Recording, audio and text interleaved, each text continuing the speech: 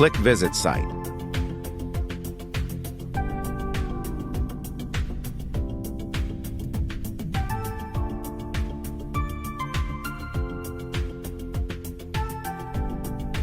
Click Customize.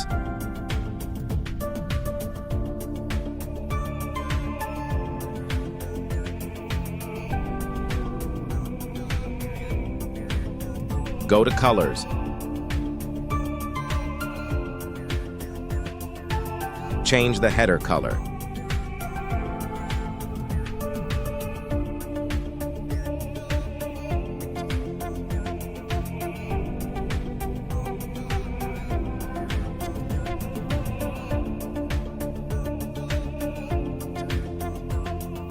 Click Publish.